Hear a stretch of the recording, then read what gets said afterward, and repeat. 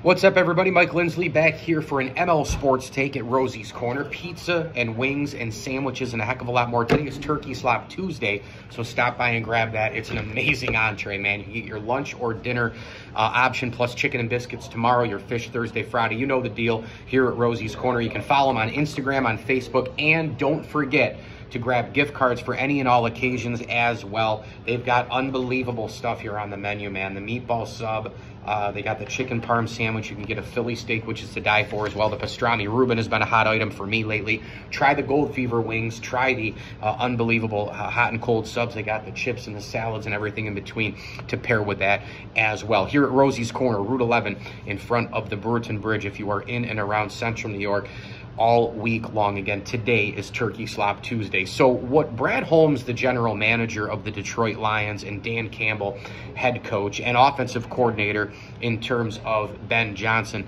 they've really built quite a bit of, I think, moxie, mojo, culture, confidence, a heck of a lot in Detroit. And with this Lions group right now, I think you could argue, I'd still say the Chiefs are the best team in the NFL. They're undefeated and they're the champs until they get knocked off. But if you had to do a tournament, a round robin thing right now, I mean, who would you pick? You'd probably pick the Chiefs and the Lions. The Lions right now are the best team in the NFC. I don't think anybody would argue with that. And the one thing that they do that I don't think any team in the NFL other than the Chiefs can do as well is they can beat you a ton of different ways. And I think that's a big thing in sports.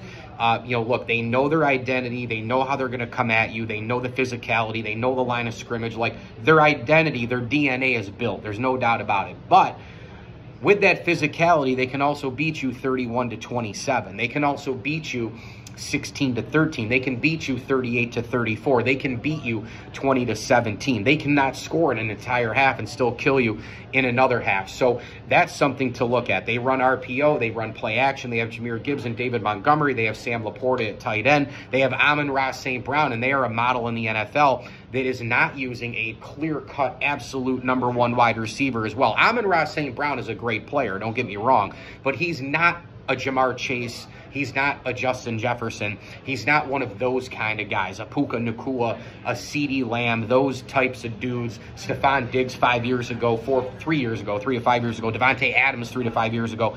That kind of guy. He's a really, really, really good player, though. Great blocker. He can move in space. He can beat you on the X in the slot. He can, carry the ball on an end around. He can beat you in a lot of different ways. But this Lions team, again, remember, they're missing Aiden Hutchinson on defense, but they can beat you a lot of different ways. They do know who they are, the DNA, the physicality, the line of scrimmage. They're built with the floor of the house. There's no doubt about that.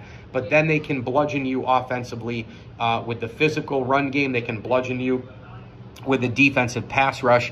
They can air it out and play the finesse game with Jared Goff and company as well.